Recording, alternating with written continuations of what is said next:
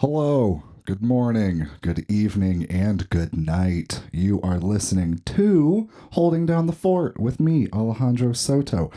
I am currently hanging out in my apartment on the evening of Saturday, June 11th. We just got done with the poetry affair out at the Healing Hands Spa, and I just want to give some big kudos to Kyla Walters, who was my last guest on the show.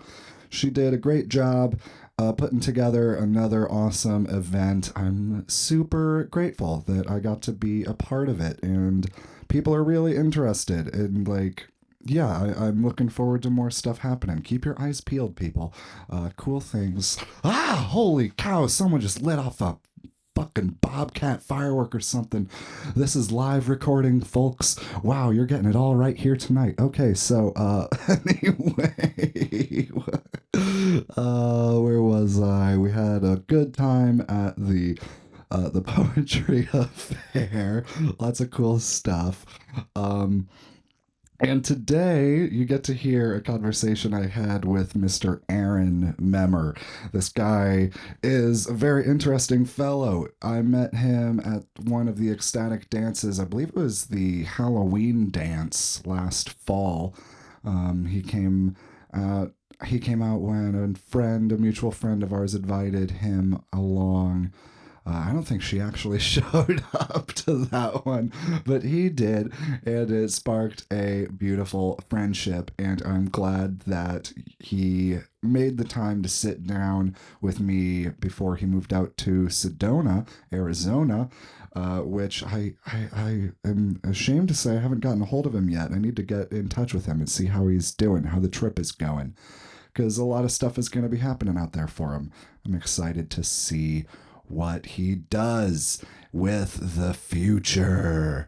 Welcome to the future, people. It's here, it's now, it's chrome plated, and will take a spit shine like no other previous version of the present moment could.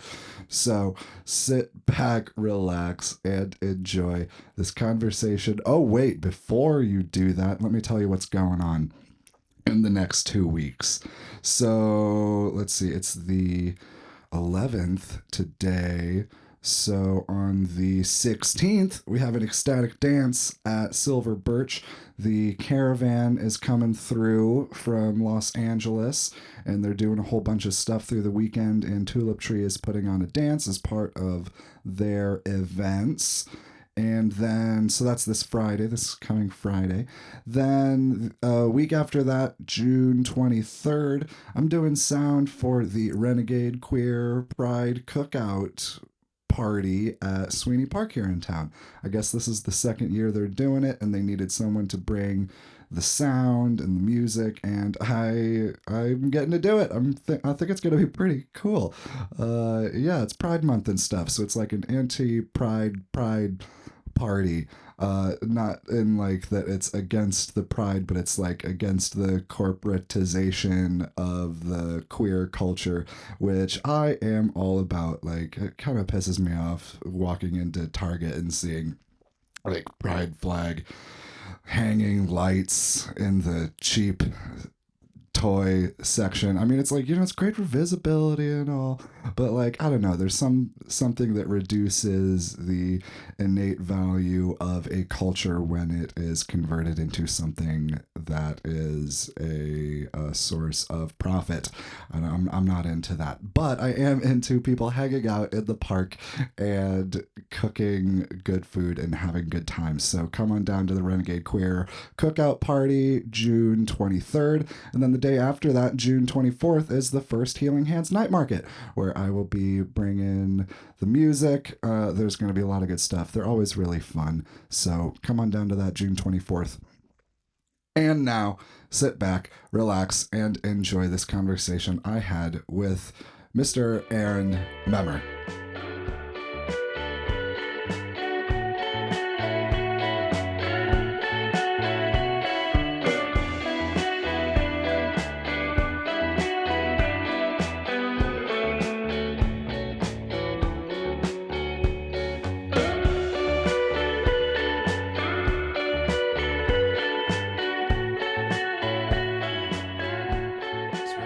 You don't have to yet. I think we'll Oh, do okay. that at the end. I like to Okay. put a song at the end of the podcast generally. Oh, okay. Um, Okay. Cool. and so I thought if you want to play that to close it out, we can Yeah. kind of reset and Absolutely. Okay. once we're done talking and have you play the flippin' hang drum. It's so okay. So we're recording, Okay. and before I get started here with Mr. Aaron Memmer and Kalee, what's your last name? What all? Kalee Woodall, who I just met 3 minutes ago. Before we get into it, I want to announce the that Tom of Indiana Tea last weekend at Hoosier Fest, I ran into him, and past listeners may know that this was the unofficial sponsor of the podcast. At EcoFest, I told Tom that, and he offered me a free bottle of tea. So he became the official sponsor of Holding Down the Fort. So thank you to There we Tom. go. I'm drinking the Get Off My Ceylon, and you guys And are we have the enjoying. slightly sweet, mostly green Indiana Tea Brewery. Mm-hmm, mm-hmm. Straight up. Got a Dude. spaceship and turtle on it. Yeah. It's pretty Yeah, awesome. he puts a whole bunch of stuff in the labels that are like Indiana, like it's the Yeah. Albanese gummy bears Uh-huh. on Mm-hmm. these, and like yeah, it's really sweet. And it's just damn good tea. It is good. Man, It's very good. yeah. Yeah, it's not overly sweet, but it's sweet enough that, for around here, if you're into sweet tea, I'd say it hits the spot. Mhm. Coming from Georgia, I approve. Oh, dude, that's a real feel of approval. And maybe a southerner wouldn't dig it, but Yeah, it's good. cool, It's good. I cool. approve. So, Aaron, Yes. we do. I don't really have a plan. I don't go into these with a plan. Yeah, that's Um, fair. but I do kind of like to start with like going over how we met, and it was Yeah. just not too long ago. It was No, it was maybe last year. 4 or 5 months ago. Yeah, it was At end one of of the last year. dances. Yep, it was the ecstatic dance. Probably what was the last summer or the last outdoor one that you guys had last year. Yeah, that's And right. yep, I was invited to that one. I think that was about August, I think it was October August or October, because somewhere in I there. think it was Yeah, Halloween. yeah. Oh yeah, yeah. Thriller. Mm-hmm. It closed Yeah, that's right. Yeah, closed the around there, around Thriller. that time. Yeah, yeah. If it was that one. Yeah, it was great. I know I showed up early. You guys were still setting up, and I met you first, Mm-hmm. and then went over to Julia and everybody, and just got kind of acquainted. It was like, how can I help out? This is really great because I had just gotten back from Sedona, and well, not recently, but I had experienced my first ecstatic dance out there, and I had been looking for one in Fort Wayne and knew nothing about it. And I ended up meeting Ashley. She was Mm-hmm. continual patron of the dances, and she invited me out, and she's like, "Yeah, you should come to ecstatic dance." I was like, "There's ecstatic dance in Fort Wayne? Like, I didn't know that. Like, this is exactly what I'm looking for." And so, there I was. Yeah. Yeah. Yeah. And yeah, I am surprised that there's so many people, like so many cool people that I haven't met. Hmm. Thankfully, there are. I hope I haven't met all the cool people out there in my short life so far. But you're from Fort Wayne, Yep. right? You're Fort Wayne, like, born and raised. cool, Yep, all my cool. life. What's that Yep. been like for you? How? It's been interesting because growing up, my dad, one of his life goals was for however many kids he had, he would get them to all the states before they were 18. And so every other year we would go on these big trips and we'd travel across the country. And so I've been very fortunate to be able to see pretty much the entirety of the country aside from the major outliers, so like Maine, Hawaii, and some of those. So I kind of already had a sort of lay of the land, so to speak, before I even got into my 20s. And so we'd always kept coming back to Fort Wayne, of course it's home and all our families here. And I, for a long time, just got situated here and just like, yeah, this is where I'm going to be. This is where I'm going to live. And I had read, it was one of the Celestine Prophecy books many years ago, and Sedona was mentioned in there. And I made my first trip out there in 2018, and it left a very powerful impression on me. And I had been frequenting there once or twice every year since. And it was one of those moments where just the way that my life had developed and how things had shifted going into college, and then the things I was learning and the experiences I began to have, it just all seemed to gravitate to, well, Fort Wayne's great and all, and I love it. I mean, it's a nice packed little town, but feels like a big town, and everything's nice and orderly kind of deal. And I had a really great situation. Stuff just was nice. It was just comfortable. I think a lot of it was just that, in that comfortability, it just got too stagnant. And the trips going out to Sedona, it was just these constant up levels, if you will. Mm-hmm. And it just got to the point where my life and my experiences, I began to get lonely here in town. And it was hard for me to connect with people. And it wasn't until I found the Ecstatic Dance Group and all of you guys that I really started to feel like I was finally connecting with a part of what I had been going to Sedona for a long Mm-hmm. time. And um, so it's Fort Wayne's a great town. I love it. And I love seeing that you're doing the ecstatic dance and that there are people getting more involved in these things. And I think just for me, it was just time for a change because I've been here all my life. Mm-hmm. And, it's a good opportunity and it's been a great privilege to, test a lot of what I have experienced and a lot of what I believe and to go forth into it. And Fort Wayne was definitely like a gestation ground, kind of like an Mm-hmm. incubator. There we go. That's a better word for it. Mm-hmm. And so it's kind of like, yep, time to hatch, Mm-hmm. time to do it. So You're alluding to it, but you haven't blatantly said it, so I will. You're leaving Fort Wayne. I am leaving Fort Yeah, Wayne. It is yeah, official. yeah. Yeah, I'm leaving. When's Yeah, your ship out date? I know you've been this Friday. organizing it. June Cool, 2nd. Yeah, June 2nd. cool, Yeah, yeah. cool. Packing up the That's trailer and hitching it to the car, and we're going nice. on a little road trip for about a week. We're gonna go out Yeah. to Colorado and check it Mhm, all out, and mhm. then go down through Mount Zion, Okay, and then finally nice, arrive home in Sedona. So nice. it's a little bittersweet. I've been Mhm, seeing everybody and all of that kind of stuff, and saying see you later. I don't like to say goodbyes, mostly see you mhm. laters. Nobody ever And gets out of Fort Wayne forever.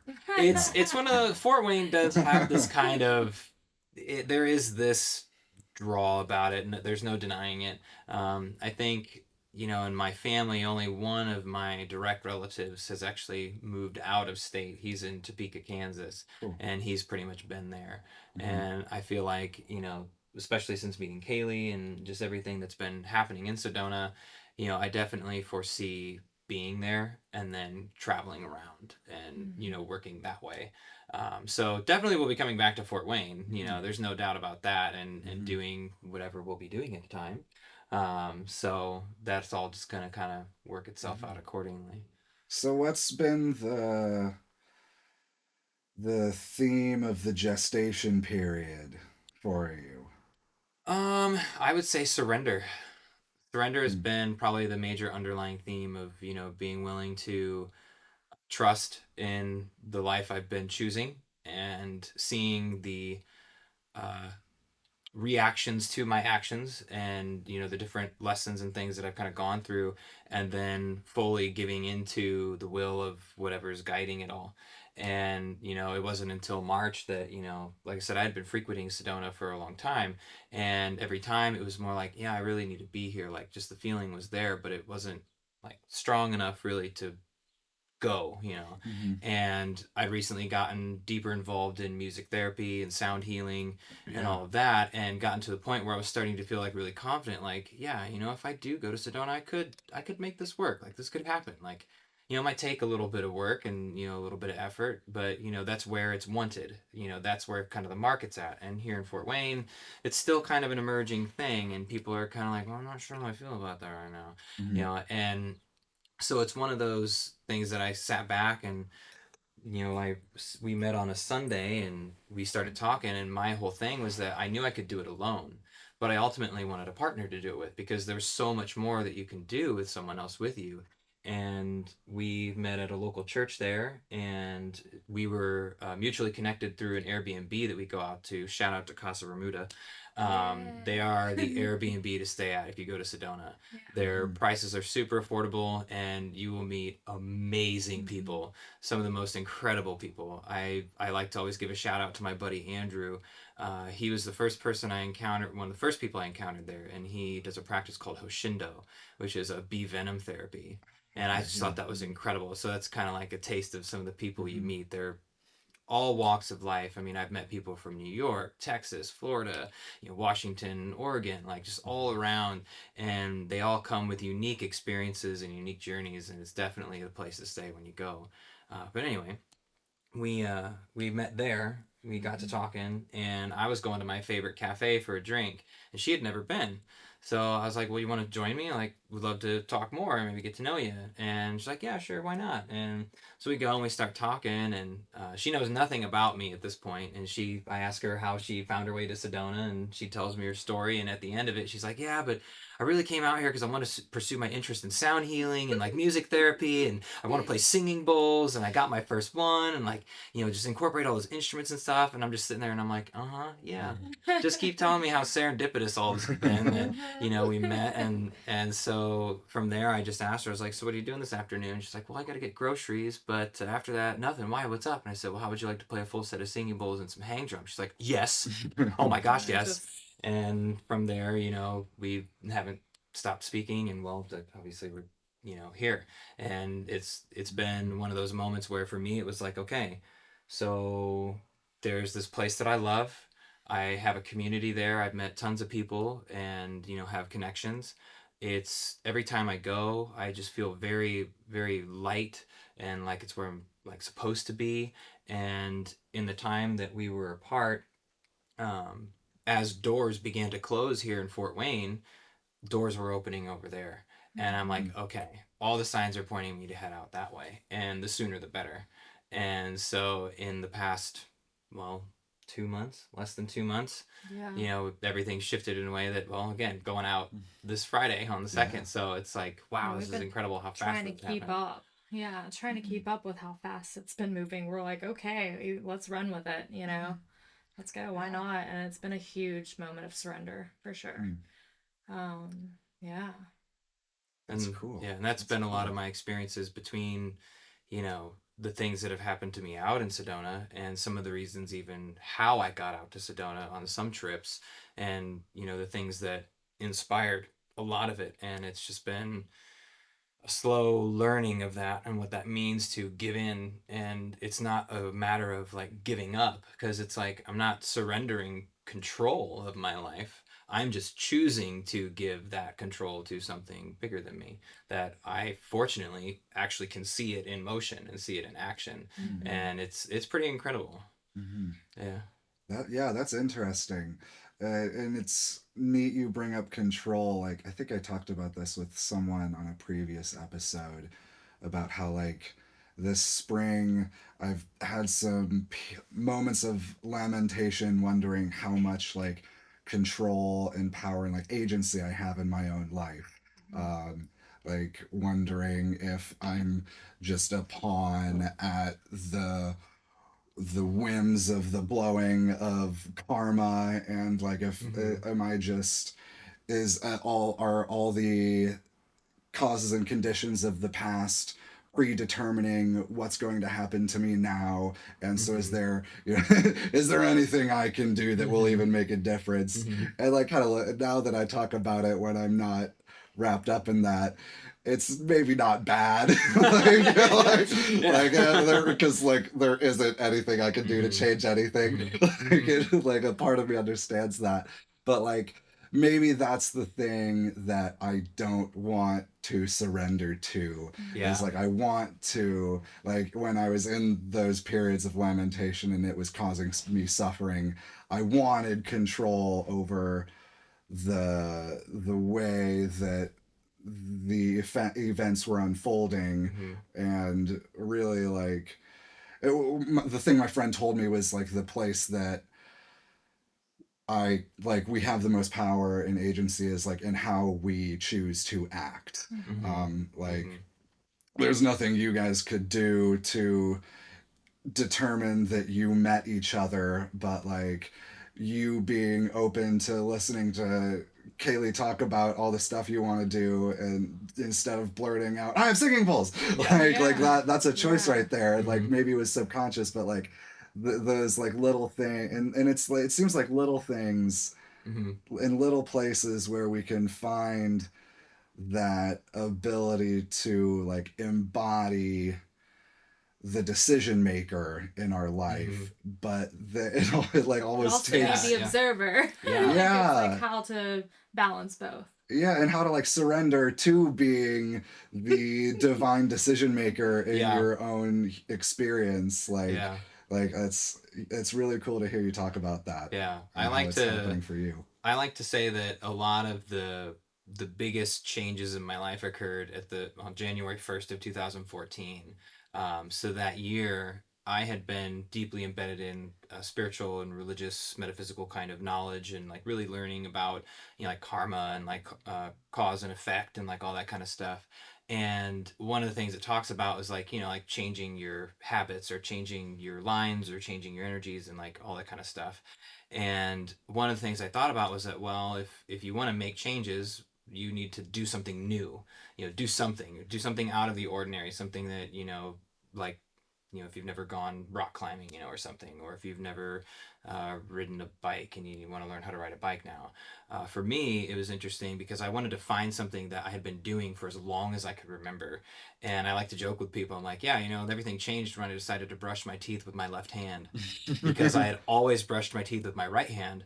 And I knew going into it, both on a sort of psycho spiritual level, but on a biological level, by switching my hand, I began to do new motor functions. So new neural pathways were firing because I had to adjust to what the feeling of brushing my left hand was. And then the brain has to act and all of that. And so in that triggering, it triggers more neurons to fire and connect. And at that point, that was sort of where the whole notion of surrender came into play, because then it was like, okay, what will come of this action, this choice to do this differently, Mm-hmm. and can I perceive it? Mm-hmm. Can I perceive changes in my life because I do this one thing? Mm-hmm. That's cool. Yeah, I actually have a moment that I can kind of point to that's a little like that. I don't know if everything changed, but I remember I dropped something behind my desk Uh-huh. and noticed the voice come up in my head of laziness that said, ah, fuck it. I don't need to get it. I Right. have to bend over and like strain to pick up this thing that I don't even really need. Yeah. And I like checked myself and was like, wait, you're fucking over future you, because future you is gonna have to do that. Just do it now. And in that moment, I was like, I started calling out that little voice that says Yeah. "fuck it," and I was like, Yeah. "No, no, no." And it was kind of like what you're saying of like Yeah. making a change. I was able to like in my own small little sphere of the universe create a change in my own self, like at least noticing a habit. It's still like I still have it come up and like Yeah. sometimes drop stuff behind the desk and don't pick it up until a week and a half later. I'm human, but Your like awareness is there. yeah, Your I know, awareness is there, yeah, and that's a Yeah. huge step. yeah, That's a yeah, huge step. yeah, definitely. And I always say with those thoughts that come up, it's more kind of like ego driven in a sense. That to always send it with love and light. Always. Like no matter how negative those thoughts might be of, body shaming, or you're dropping something, oh, I'm lazy and I can't pick up my own shit. Those thoughts, always send it back with some love and light, because you're just treating yourself with kindness, even though, because that's part of you. It's part of you Yeah, that comes up, yeah. and how to just respect it. But I'm also not going to do that. Thank you. Yeah, yeah. Yeah. It's like being a loving parent Yeah. to yourself. Yeah. Exactly. I don't have any children, but like I was once a child, and I know that when an adult yelled at me and made me feel bad about doing something, I was not near as likely to actually change my actions than if they were like compassionate to me and like, hey, you did this, it would be better to do this, and like you come at it from with love and light. Yeah, yeah, yeah. That's cool. That's really cool. Huh. Surrendering. Yeah. It's a tough one. It is. Man. It is. It's a And tough and one. people think that, like, when I was first, getting into surrender and like what that meant, I was like, well, surrender is not a good thing, because if you surrender, you lose. Like that's kind of the general, like the group Mm, idea, the mind think, or the whatever word it is, group think.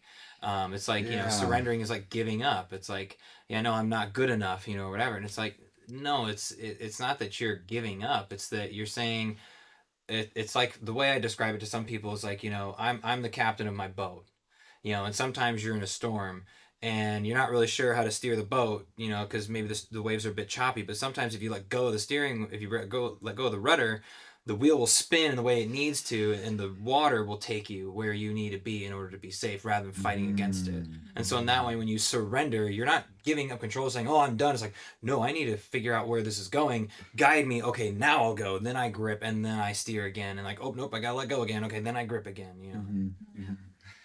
It makes me think of Lieutenant Dan up on the mast. Like, is this all you've got, God? Is that all you can throw at me? That's another thought I have when I get trapped in lamentation. And I get ego brain. I'm like, is this all you can throw at me? I can take more. And then it like throws more at me. I'm like, not really. Not really. Okay. I thought I could take more. There's always more. Hiding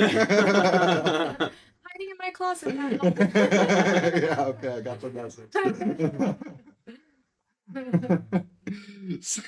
So then how did you get into like sound therapy and like that sort of stuff? Yeah, so Did that start when you I'll give you kind of the cliff switched notes. your toothbrush in hand? Well, I had kind of already been in it a little bit, so I to give you the Cliff Notes version, it was I wanted to explore what a relationship with God looked like because growing up it was always, always reading from the Bible, always reading from verses, but I questioned, I was like, well, Moses didn't have the Bible. How did he know it was God? Like he had the burning bush, right? But I was like, but where's that relationship now? I questioned that, and a lot of the ministers I would ask about it didn't say anything. They didn't know how to say anything or whatever about it, and so I was like, well, it's not like he'd stop. Like the universe keeps talking, right? Like I can't imagine that all that would just end.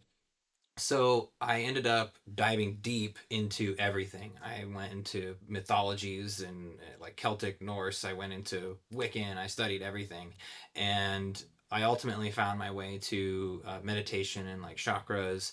And the chakras led to like the study of color and the study of musical notes because they're aligned to different notes. And I was like, oh, that's really interesting. So if you play like a B as an example, that's a note that's attuned to like the divinity of you, so like Godhead and all, unity and all of that.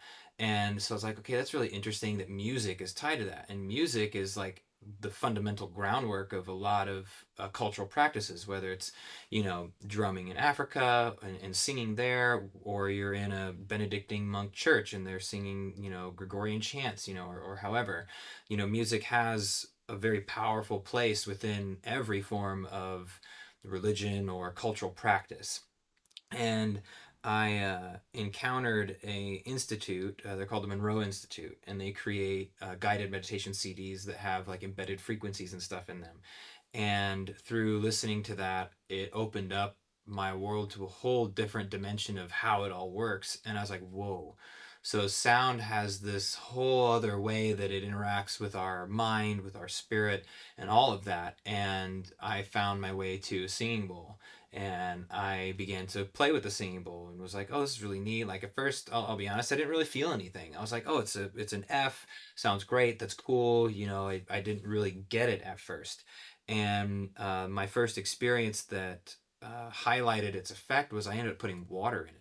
And as I played it, you could see the form of the sound in the water. So the water took the shape of the sound wave.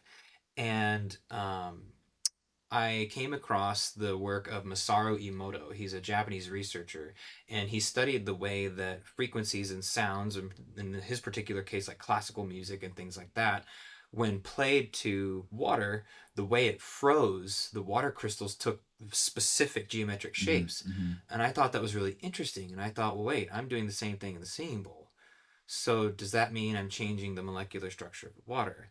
And so what I began to do is experiment with it and with other people. And I would take water, I'd take a drink, I'd pour that same water in the bowl, play it, and then I'd take another drink of the water in the bowl. And I began to notice there was an effect. And it was also a physical sensation that could happen through the body. And then when I would do it for other people, the same things would happen to them. And I was like, okay, there is so much more to sound than we're even understanding here, and or is even being revealed for that matter. Because if you go to college, sure, you learn music theory and you learn harmonies and all of that kind of stuff, and how different keys come together, but we don't learn about the various side effects of what it is we're listening to. I think anybody can agree that, if you want to change your mood, put on a certain song. You want to feel depressed, put on a depressing song, and you start to feel that way. Even Listen if to you The Cure. Yeah. You'll be so sad so fast. Dyeing your hair black, swooping in for one. Yeah, like Yeah. that. It's And amazing. so, It's magical. right, exactly. And so there was this effect. And so I thought, okay, well, can we apply that in a way? Is there a way to work on a person or to provide like healing or something using sound? And we have all kinds of tools that exist. We have the singing bowls. I've recently begun to practice with tuning forks, and that has been an absolutely phenomenal experience. I still, when I do tuning fork work on people, I still don't know exactly how it works to its core. All I know is that I see it on the person when I'm doing it. And then when we're done, they come out of it and they're like, what just happened? Like they feel completely different, and they have this sense of newness or this renewal about them. And it's fascinating. And so all the things that I have come to understand about sound and the way that I grew up with it is totally different. And it's one of those practices where, I feel like even if it doesn't create like a physical healing, which I think in some respects there is. I mean, I can't physically document it. It's not like I'm cutting somebody open, or doing things like that. I'm not a professional doctor. Mm-hmm. But, you can play like Alzheimer's patients as an example. We know that if they don't remember something, but you play a song that has like a deep meaning in their life, it usually snaps them right back, or they at least remember it. I mean, Disney showed it perfectly in the film Coco. When his grandmother, is like she's about near her time of death and she's losing her memory, and then he plays the song and she remembers, and she instantly comes back, and it's like, well, there is this power in music that I think, me personally, like, I think it needs to be explored more if it hasn't Well, already. I mean, what's the first song that you learn as you're born? The ABCs, And that sticks with you your whole life. And with the tuning forks, what you're doing is you're like opening up the energetic field of the person, and you're able to move things around using the tuning forks in order to realign. And each of our organs, there's certain parts of our bodies that have blocks, whether they're resonating at the certain frequency that they should be. When we use the tuning forks, what we're doing is realigning those, because we are energetic beings. So we have a ton of research to keep doing. But I fully 100% and believing that it's like a new way of healing, a new way of nurturing the soul, as well as like even on like a physical matter too. Mm-hmm. So it all kind of started from, from your original question, understanding, well, what is this greater force at work in our world and in our reality, and can I directly experience it? And it was through sound that ultimately created that bridge, where then my experiences evolved in such a way that now, like, something that I've been going through with her is that, I have been going back to surrendering who I thought I was, the identity of the person that grew up in Fort Wayne, acknowledging that that was who I needed to be for all the things that have made me who I am today, and lovingly saying, that was all of that now, but this is now all of what's happening now, and you need to be here in this space, not over here. And it's been interesting to continually dive deeper into it and experience more of it, and to witness how it all can take shape in someone's life. And it's an incredible and beautiful journey for sure. And I think a lot of people, with surrender, it's difficult because we are taught to have control of your job, have control of your emotions, have control of, your money, have control of all the things in your life. I've learned that the best type of control you can have is no control, because then you're no longer impeded by what you think it's supposed to be. So there are no longer these great expectations of how life has to be. And I found in the last handful of years, shoot, the more I surrender, the better life seems to get. And I'm like, okay, well, I'm just gonna keep doing it. Well, it's like letting go of attachments, Yeah. right? And like in the spiritual practice I'm studying and practicing right now, the whole thing is that like ignorance is the root of all suffering, and ignorance is brought about by attachment. And so if you can like release attachments, then wisdom can be attained, and through the attainment of wisdom, suffering is at the very least lessened. Yeah. You can't get rid of it, Yeah. but like we can try to not make it worse. Yeah. Yeah. With like some skillful action. And that takes letting go of that egoic idea that we have so much control over everything. And it's like it's paradoxical, right? In a way. Like I think we're hitting close to truth, because whenever I get into that territory, it gets very paradoxical. Like, to have control, you have to let it go. You know, the Tao that can be spoken is not the eternal Tao kind of shit. Well, and it's interesting because like a way that you can kind of think about it is like, you know, something we were even reading about, I think this morning, was that, you know, when you are seeking happiness, you're also getting sadness, because they're both sides of the spectrum. And so if you think of it like a pendulum, you know, if you're going happy, well, you got to go back. You got to go to the sad side. Like you're opting for one, but you're also creating the experience for the other. So you're going to keep swinging. And so in that way, when you can surrender, it's like, you know, I can't even tell you how I feel the fact that Kalee and I met and everything that's been happening. And I recognize that joy, I mean, there's bound to be some struggle. There's bound to be some trial or challenge. The catch is am I going to attach to it? Am I going to say, oh my gosh, this is happening? Or am I going to acknowledge that, well, if I look at my experiences and I objectively look at it and say, well, this brought me extreme joy. Well, now this is kind of troublesome, but it's okay because it's going to work out because this is part of it. And when you can actually see that it's all part of the same whole, then you're like, oh, well, that's just it. And then you can no longer attach to those outcomes because you're like, yeah, this is just the experience and we'll make it through and it'll be just fine. Yeah. Finding more of the balance of it. Yeah. It's like being like in Buddhism, it's finding the middle path. Yeah. And like being attached, like if when the shit hits the fan, when you're in sorrow territory, it only sucks real bad if you're attached to the happiness. And like the happiness gets spoiled if you're attached to the sorrow. Like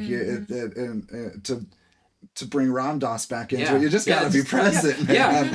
Like, and then you can enjoy it, whether it's happiness or sorrow. And the beauty of it is, the wave. Ride the wave. And the beauty of it is we actually get to experience that. I mean, we can experience anger, we can experience jealousy, we can experience all these emotions. One of my biggest turns of perception was, I can't remember who it was that said it, but you know, when you look at all these emotions that we get to experience, it's a privilege. Like, it's amazing that we can feel such grief and despair when a loved one passes, that we can feel that, that we actually have that emotion. And then we can go on this whole other spectrum, be absolutely blissful, and then next minute be so angry that we just want to break a rock or, you know, take a hammer or something, you know, whatever. But like we have this spectrum of things that we can express. And that's awesome because, you know, there are some animals, like take a deer as an example. We don't always necessarily see them angry. You know, fish, if fish in particular, like they don't have the same nerve networks that warrant happiness or those types of emotions. We know this based on the way that their nerves fire. So it's like, well, fish may never know anger. Well, that's not cool. That's a whole aspect of life it's not getting to take part in. But, you know, like other animals, like a dog, I think anybody can agree when you see a dog get sad, you know when the dog is sad. And that dog is willing to feel that emotion, so then you get to acknowledge it and go from there. And I think our culture and a lot of things in our world today, it's like, oh, if you're like a spiritual person, like you have to be happy and blissed all the time, and it's like, no, I'm gonna feel sad, I'm gonna get angry, like, because if I'm denying that, then I'm denying a part of being human and being who I am. And it's one of those, like you said, that paradox. The whole notion of like attaining enlightenment and all that is to be in nirvana all the time. And it's like, well, but if you're in nirvana all the time, then you're kind of not having the full experience of being human.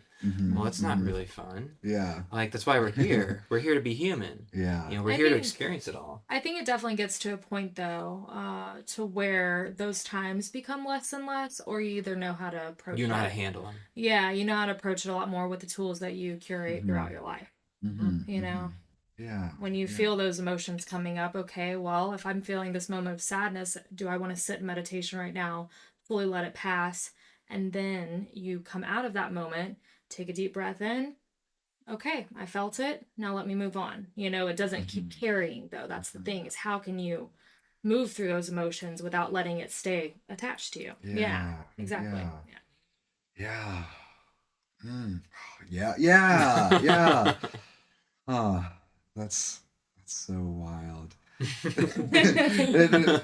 You talking about animals makes me think of like the video footage of the antelope that like it's like ass is getting eaten by a deer, like not in a sexual way, but like literally being devoured for food, and like the antelope is still alive. Have you seen this? Do you know what I'm talking about? Yeah, like go look it up. There's like video of a lion on the savannah digging its teeth into the flesh of this antelope, and the antelope is like sitting up looking around, like my God. just like not freaking out, like not dead. And it's like this almost like this like weird hardcore form of surrender. Like the deer, like, and to bring it to a parable, there's this story in Buddhism about like one of the like embodiments of one of the Buddhas like comes across a mother tiger who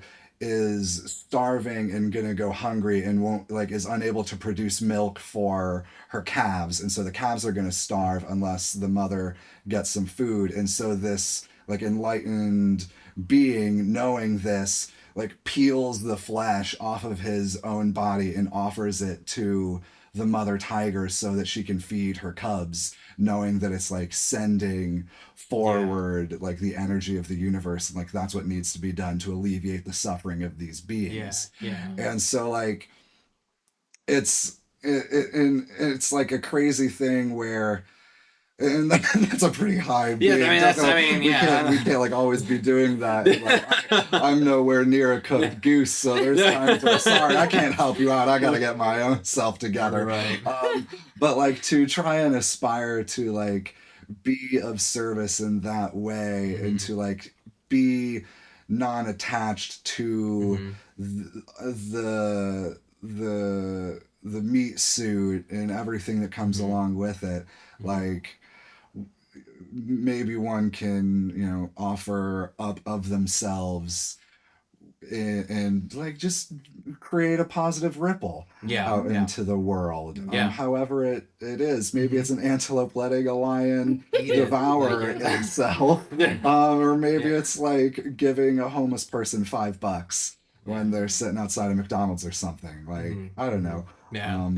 But like I when I'm attached to my own identity, I'm unable to get there. And then I wonder why later. And then I have to show myself some compassion. I'm growing, I'm learning. You can hug yourself too. Thank you. I need to be told that. Didn't hear that a lot growing up in this culture.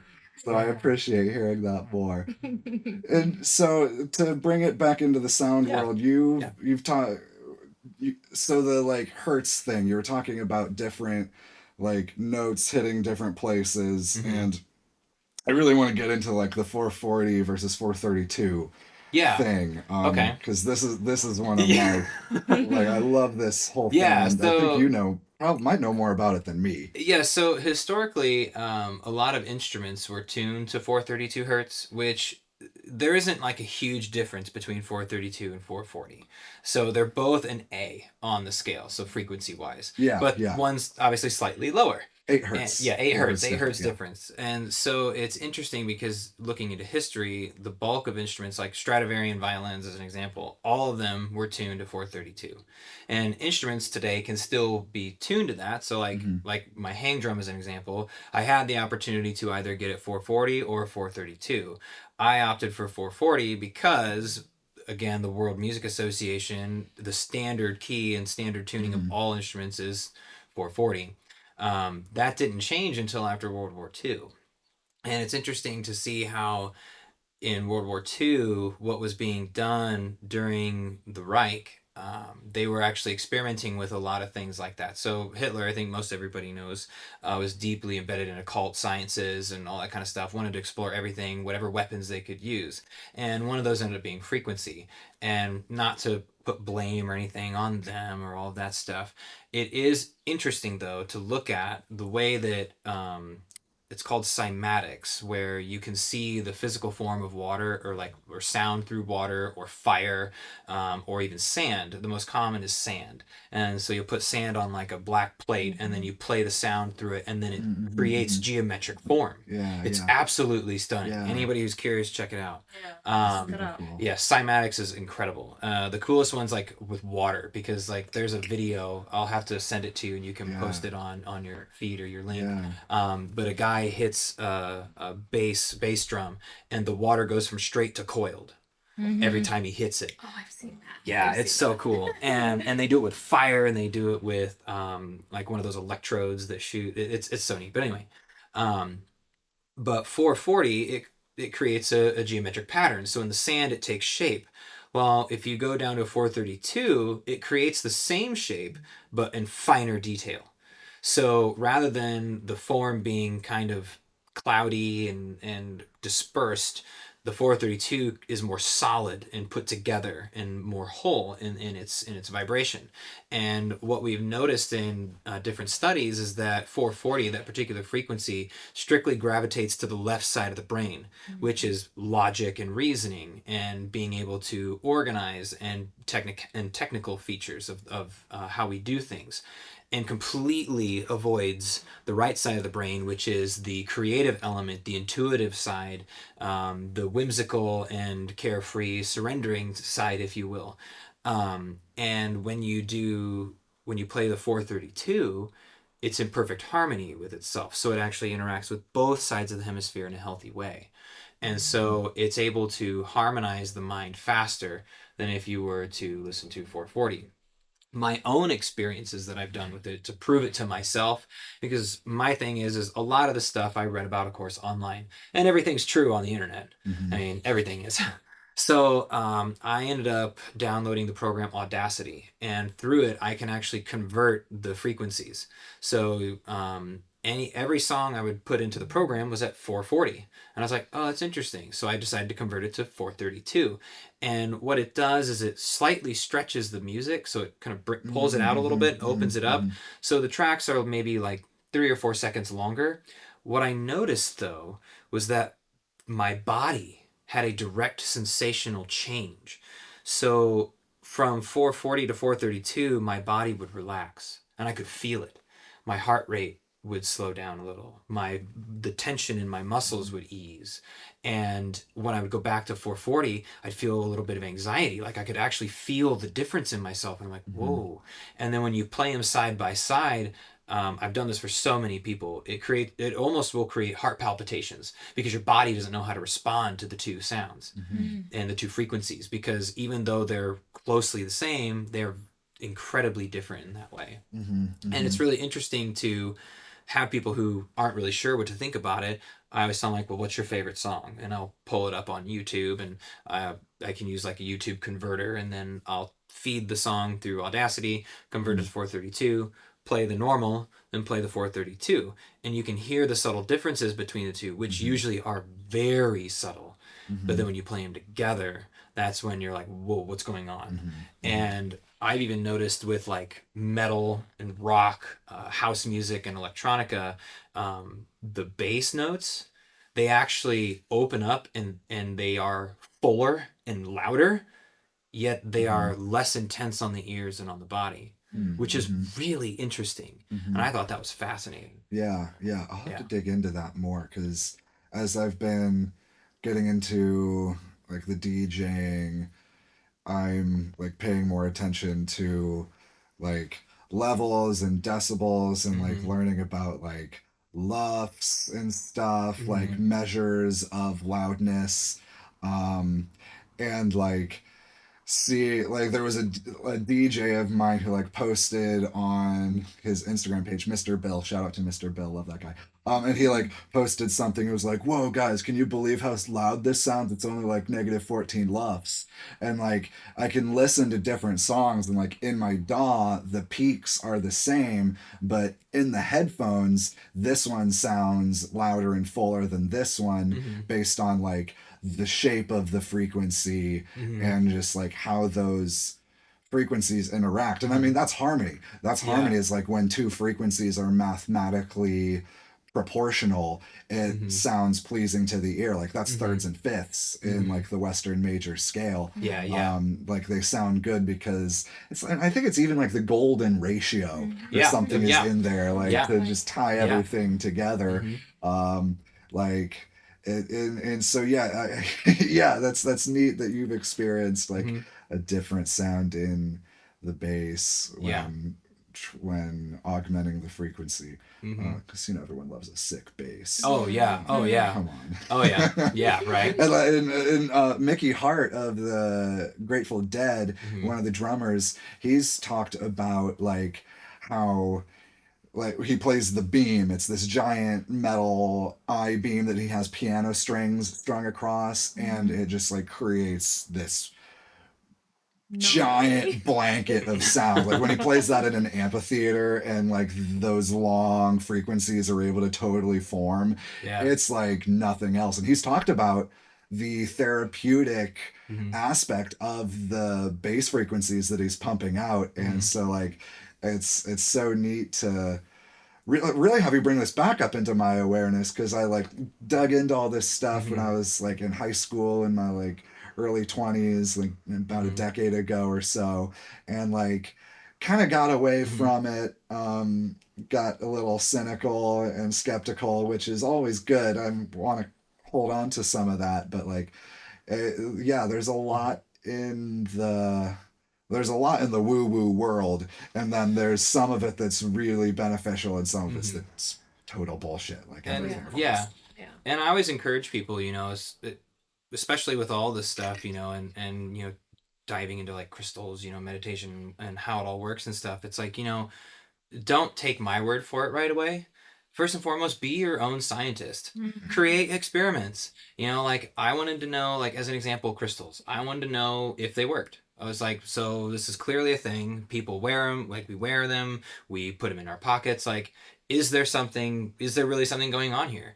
And I had the very fortunate ability to work for Costco.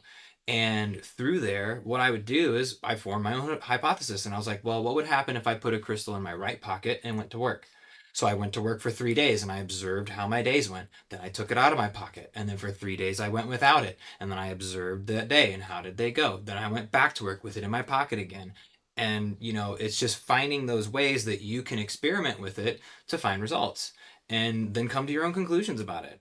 And the best part is when you do come to conclusions, then you meet people who are open to the conversation. Like, Kaylee and I, as an example, like I can go to Kaylee and be like, so is this how you experienced this? Like, have you experienced it this way? Because this is how I experienced it. And then you can have those conversations. And the beauty of it is that it's likely that we don't experience it the same way. But then when we talk about it, we get to expand the way that we experience it because she has her own way. I'm like, oh, I never thought about it like that. Like I had a friend who has no notion, well, I should say no notion, but doesn't really feel crystal energies, but it is interesting the crystals that are gifted to her and how they come to her, because the bulk of her crystals have been gifted to her, and the ones that she's gifted represent in their properties what she just went through or what she just experienced. And I was like, I never saw it like that. Mm-hmm. Like, what if crystals come to you when you've learned that, when you've embraced that or something like that? It's like, oh, that's never been in my experience before, but that would be really neat to check that out. Like, can I do that? Like, and then of course, then you build a new hypothesis and you go from there. Same thing with the music. It's like, I can sing certain notes, but what happens if I learn how to overtone sing? Would that change the way that the note comes forward and how people respond to it? Things like that, and like just developing experiments, and like, okay, if I sing this note like ah, where does the vibration settle? Well, ah settles in the chest, right over the heart, and that's actually the general vowel sound for if you're wanting to work in your emotional body is ah. And so different words or different sounds then have different spaces in the body, and so it's like, okay, so if I do E, then that's going to work mostly in the mind. So if I do E a lot, will I notice greater intuition, or will my brain be a little more active, like all that kind of stuff? And it's just be a scientist, have fun with it.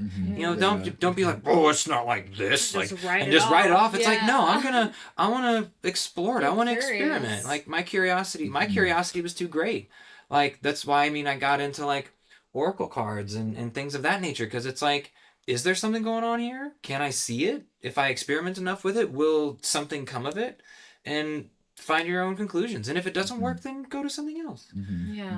Explore somewhere else. Maybe it leads you to something different, And it's fun, and it's part of the journey. And it's again, it's that surrendering aspect, Like, I would have never thought that going to a Buddhist temple would have supported my faith. I just would have never thought. Even initially when I started going out to the temple, my parents were concerned.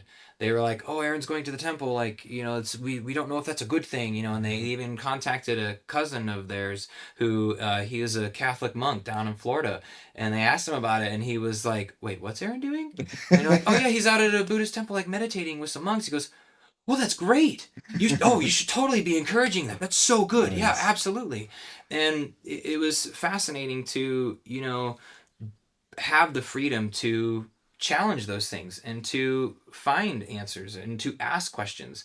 The biggest thing that we came across, the other day, we've been watching the show, Kalee introduced me to, the host of it. He says, it's not the answers that we want. It's ultimately the question. It's the right question that opens the perception and opens up the mind to it. So it's asking the right question, not getting the right answer. Yeah.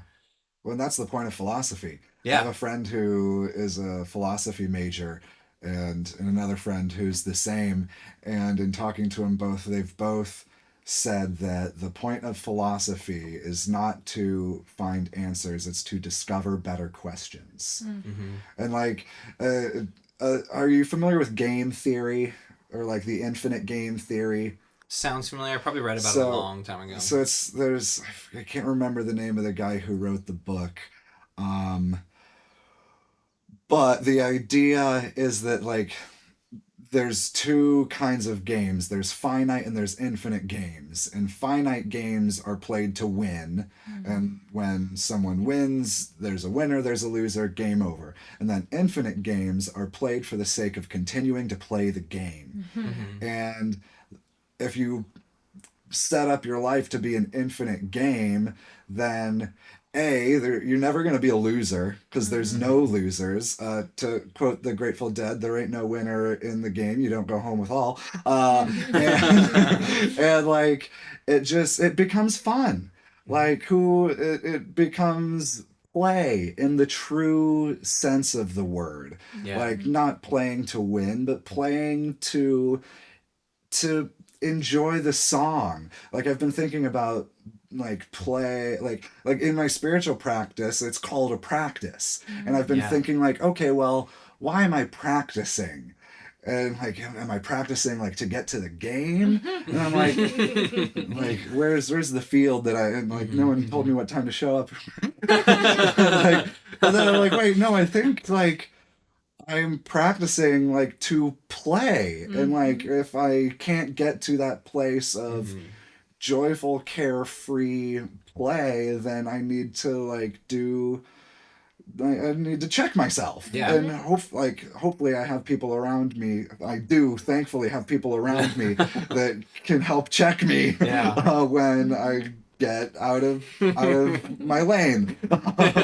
Yeah. I like to tell myself at times, like, would my inner child approve of this? Mm-hmm. Like, if I was 6 or 7, would I approve or would they approve? Because it's like, if I'm not having fun and they're not having fun, then what's the point? Yeah. Like, my dad, way back when I got my first job, he told me, he goes, okay, Aaron, I'm going to tell you the best advice you can have for work. I said, okay. He goes, have fun. I said, okay. And he goes, make sure you stay within the rules and you do everything that they want or need you to do, but make it fun. If you can make it fun, then you'll never work a day in your life. And I have done everything I could at every job I've ever had to have fun. And the days where we do have fun, yeah, we're not working, we're just having fun. And we're still doing everything, but we're having fun. Yeah. And that's the goal. Because, if we're going to spend the bulk of our time working, then why not make it fun? I mean, that's even like spiritual practices and rituals. You might as well make them fun. Make them entertaining. Yeah.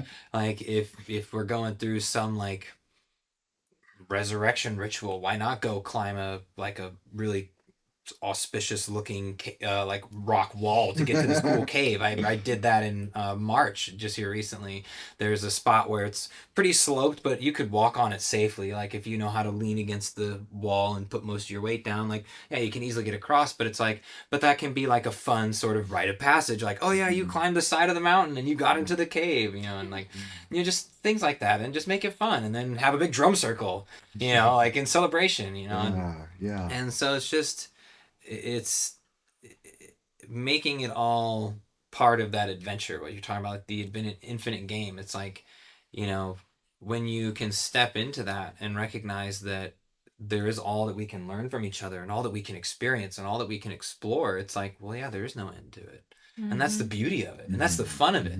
That's where you get blissed out because you're like, oh yeah, I my muscles hurt because I'm learning how to rock climb. Great. Cool. Like that's a great bit of suffering, like I've started reading what's the book called, Mark Hansen's book, the one that I like How Not to Give a Fuck. The subtle art of not giving a fuck. Yeah. I started reading that, and one of the things he asks is, what are you willing to suffer for? Not what are you willing to live for? Ask yourself, what are you willing to suffer for? What pain are you willing to go through? Because we're going to go through pain no matter what. So what pain is worth it? And it's like, no one had ever really approached me in that way. And like, yeah, going through the pain of learning a martial art would be worth it. That's totally worth it. Going through the pain of, letting go of everything I thought, was going to be my life and everything is totally worth it. Sure, it's painful, but I'm looking at all the things that are coming of it, and I'm getting ready to live my passion with Kalee, and we're going to be doing it together, no less, because she wants to do it too, and I'm going to be in a place where I love, but it requires me to go through the pain of letting go of new relationships in the sense that we won't be around each other all the time. I won't be able to go to ecstatic dance with you guys, like all that kind of stuff. But that's a pain I'm willing to go through for the joy that's going to be out on the other side. And then the best part is that now we all have this unique connection where if, for example, you guys ever were to come out to Sedona, it's like, yeah, we know exactly what you need to do or like where you'd want to go, things you might like, or whatever. You have this landing pad and this space where it's like, yeah, we're going to introduce you to everybody and you're going to fit right in, kind of deal. And so there is this mutual growth that we then experience through then my choice to go through that suffering and that pain.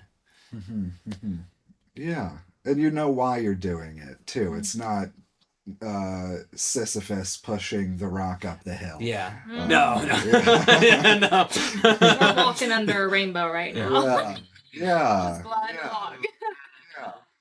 Yeah. That's really cool.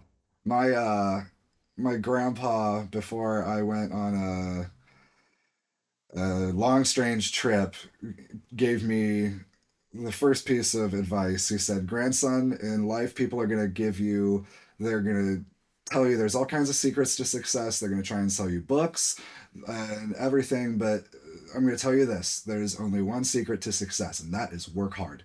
Work hard and you will be successful. And so like I just spent a couple of years doing that, working hard, like digging in and like putting my nose to the grindstone. And then a couple of years later, I called him to ask him for money again, and he said, "Grandson, you remember when I told you the secret to success?" And I said, "Yeah, Grandpa, I've been working hard. I've been putting my effort in." And he said, "Okay, well that's good, but I didn't tell you everything. There's another secret to success. The second part is you have to enjoy it. You have to work hard, but you have to enjoy it. And then you will be successful." And I think he's a smart dude for splitting those up. Because, like me Yeah. as a young person, if he would have told me, work hard and have fun, just me personally, I would have been like, work hard and have fun. Yeah, I'm gonna go have fun. Maybe I'll work hard, but I'm gonna have fun. And so it's like, it's cool that your dad gave you a similar sort of advice catered to you. You have a different personality from me. He knew that the working hard aspect would probably come later, but Yeah. my mother was the one who mostly raised me on the work hard part.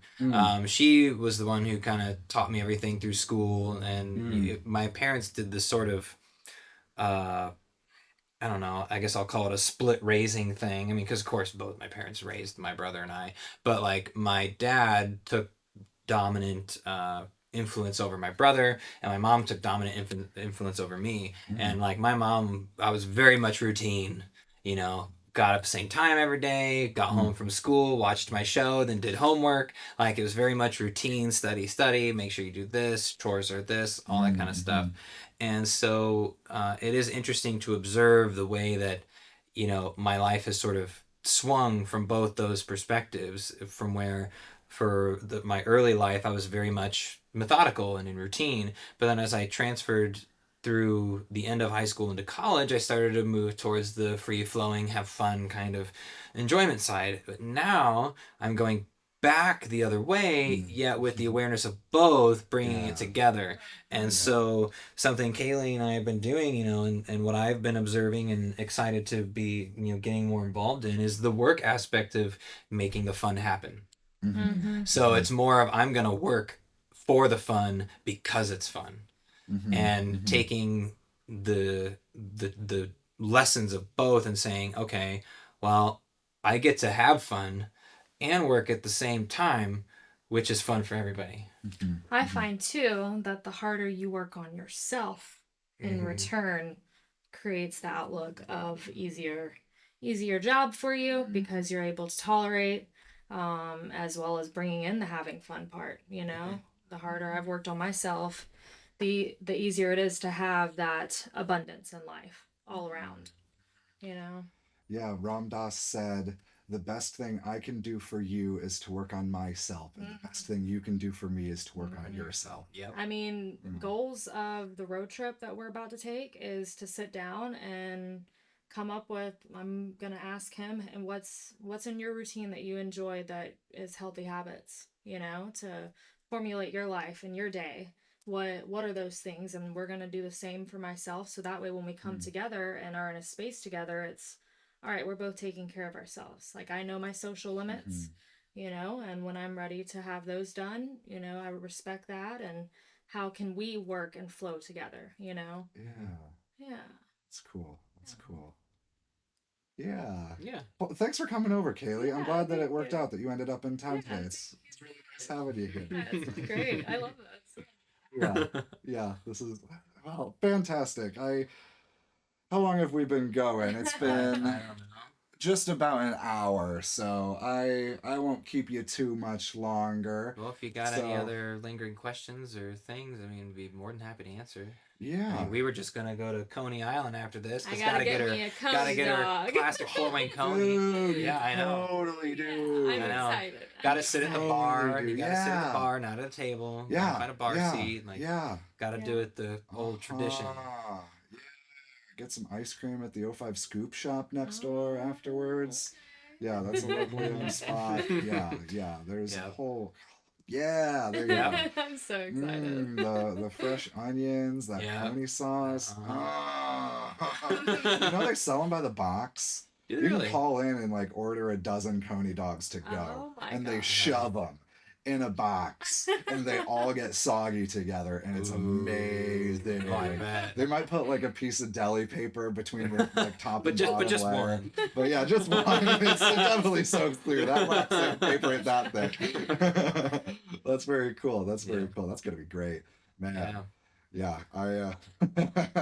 I'm going over to watch a Dead and Company show with my mom and sister. The final tour of Dead and Company is in full swing right now. I'm a Deadhead. I quoted several Dead songs while we were talking. I think with Justin Phoenix. Yeah, I'm pretty sure they're Justin Phoenix. a week ago today. Yeah. I was watching the show because they're live streaming them all. So oh, that's cool. That's yeah, awesome. we've got the surround sound system set up. I've hooked Oh, way more speakers into it than is probably safe, and intend to hook in more. Man, it's a lot of fun. I'm super grateful to him for like making the music accessible. Like that's something I'm like taking to heart as I'm like doing my music thing. I'm doing a volunteer gig, like it's just running sound. I'm not really playing, but doing it like a community event in a couple weeks, and like trying to keep like costs low, and just like offer music to the people, like make it accessible. Like, you know, I'm gonna have to charge ticket prices sometimes. I gotta put strings on my guitar, and then Chuck ain't selling them for free at Sweetwater. Yeah. But yeah, so yeah, and I think it's really cool in that aspect that there's like accessible music and art out there for people. Exactly. So in that line, you're leaving town soon, Friday. so you probably don't have any events coming up, but do you have any places that you want to direct people? Any landing sites? Do you have a website? Do you have a social media? Yeah, so Instagram and Facebook, Waves Around You is the business and the overall music scene name. It's gonna be a blue logo with a gold like spherical in it. It's up on Instagram. You'll see both of our names when you search it. If anybody's in Sedona, we do have our first event on June 14th. We'll be doing every Wednesday sound healing, hopefully eventually getting it live streaming. Sweet. So stay tuned as we grow and expand. But I do feel like our intention behind being in Sedona is going to be more building foundations, because it's a comfortable environment for us to learn how we practice together. What do we see out of it? And eventually we will be live streaming, as well as hopefully traveling, coming back here, doing events. That's like that's the goal, in spreading it, because Sedona's like the spiritual hub, the healing hub. Well, we already know that, so like how can we take those pieces that we've learned and bring it and expand it and share it? So we'll be in touch with Tulip Tree and with you and everybody here in absolutely. town, and get something scheduled up. I know I had attended the Unity church here in Fort Wayne for many years, and I know they've also been willing to host this as well. Cool. So we'll either have it through you, or we'll have it over at Unity. However, like we'll be around and we'll make it work and all of that. I do want to interject a plug on some good reads for people who are looking into the whole notion of surrender and like all this kind of stuff. We've actually been reading The Alchemist by Paulo Coelho. Paulo Coelho? Yeah. Oh, I love Paulo Coelho. So I want to plug that in there for people who are, good. wanting to, have a greater understanding of some of the things that we've gone through and the experiences that we've had. We've even recently, like some of the chapters we got into, it's like, okay, this literally just happened in our life, like just right now. now. Like, it's like, oh my gosh, okay, that's really great. And that's one of those books that does that. Coelho just is a mystic of some sort. His books find people at the right time. Yeah. That's and awesome. then for those on a greater sort of spiritual path and want something that's really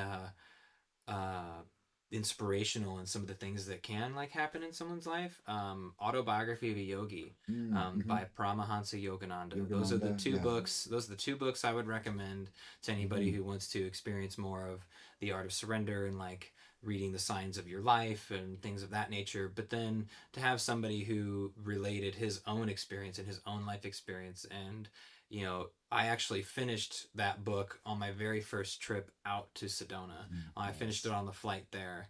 And it's definitely a powerful read, and he has quite the life. So Nice. I think that's about all, really. Just if you're ever in Sedona, hit us up. And I'd say too, if anybody just wants to reach out for any questions at all, we're definitely available to answer. Maybe potential retreats. So if anybody's interested, Cool. definitely check us out.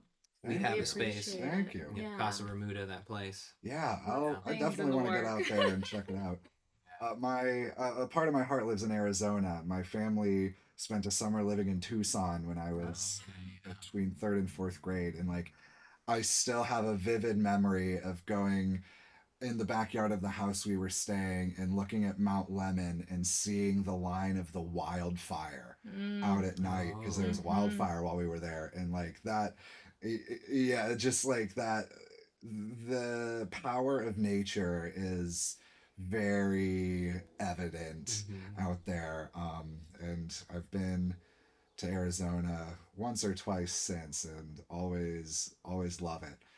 So haven't been to Sedona, so now I have a reason. It's This magic. is great. This is great. Magic. Yeah, we'll have Mother to talk. Gaia, or Mother Sedona, excuse me, you were talking about nature. Mother Sedona, it's she, and she's loving and kind. She welcomes you in. She's great. Yeah, I'll definitely have to make it out there. Maybe before the year is out. I need a vacation. Let us know. Sometime after this summer. This is a crazy summer. I need to get away. Yeah. Allegiant has and cheap Casa flights. Bermuda. So Cool. Allegiant's usually cheap and directly there. Sweet. Yeah. Cool. After you get all settled, I'll try to be in touch and we can figure something out. Oh, yeah. And of course, you guys are welcome back in Fort Wayne anytime.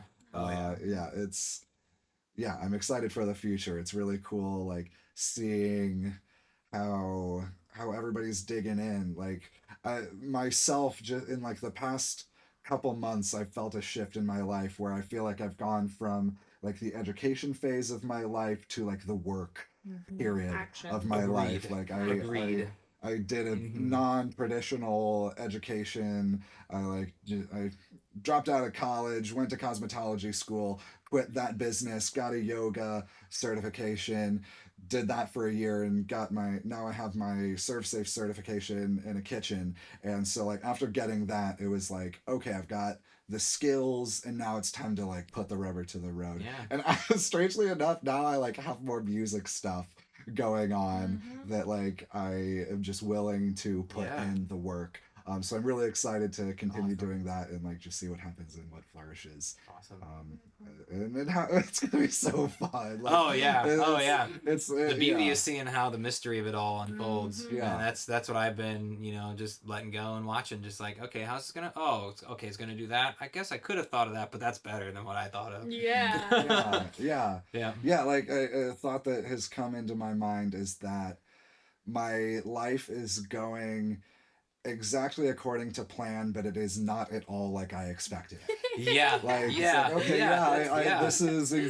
is what I had exactly what I thought it was gonna go, but in like a manner no idea that this is how it was gonna fall together, which is like really really cool. I'm grateful that I'm able to like taste a little bit of that contentment in this life. Before I die and expire and return to the earth, as we all will eventually. Oh yeah. Aaron and Kalee, thanks for holding down the fort with me. Absolutely. Links to everything will be in the show notes below. We recorded video, so we'll see if anything comes of that. Yeah, well hey, guinea pigs, we gotta do it. Yeah, I got the last episode released today, so I have 2 weeks to get my shit together before this comes out, so maybe I'll start a YouTube channel. There we go. And make this even more accessible. Yeah, for sure. I think it'd be great. People have been asking. I don't know. I didn't really anticipate that people would want video. Yeah, so when I watch podcasts, I'm like, I like enjoy watching it. Okay, cool. Yeah. I don't really. Like, I put my headphones in and do the dishes and like get chores done. I feel like I'm wasting time if I sit down and watch people have a conversation. I've done it in the past. I've watched a younger me watched full episodes of the Joe Rogan Experience. Not good ones either. Ones I'm a little embarrassed about now. But it was very educational. So we'll see about getting some video up here. And safe travels to Thank both you, of thank you, you. thank you, thank you. And we'll definitely see you back in the fort soon. Oh yeah, oh yeah. Absolutely. Thanks, Aaron, and thanks, Kalee, for being awesome guests on the show. It really was a 2-for-1 on this episode. Isn't that all your money's worth? The price is right, as my great-grandfather used to say. So, yeah, be checking out their stuff, what Aaron's doing, what Kalee is doing. What's up with their stuff is going to be very interesting. Who knows? It'll be neat to see what these two get themselves into out in the great desert state of Arizona. All the best to you both. So yeah, let's see. Events June 16th. Solstice Dance at Silver Birch with the Caravan. I didn't say where it was before, but that's at Silver Birch Studios here in Fort Wayne. June 23rd, Renegade Queer Cookout Party at Sweeney Park. And then June 24th, that's a Saturday, Healing Hands Night Market, Healing Hands Spa. We're back at it. It's going to be a lot of fun. So now I have something very special. Aaron, as we talked about, plays the hang drum and wrote a special song that he plays. He played it at a couple ecstatic dances, and I closed my set at the promenade dance last week with this song, with this recording, actually, and it was really special. So I hope you enjoy this song from Aaron on the hang drum. So Aaron plays the hang drum. He's going to play the hang drum for us. Absolutely. We'll play the song. Take it away, sir.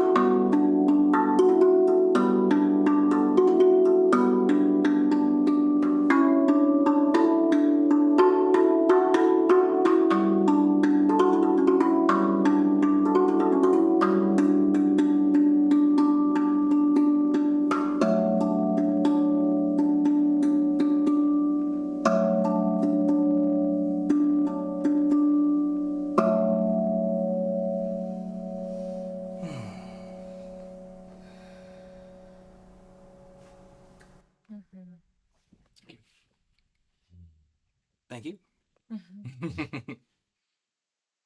Till next time. Till next time.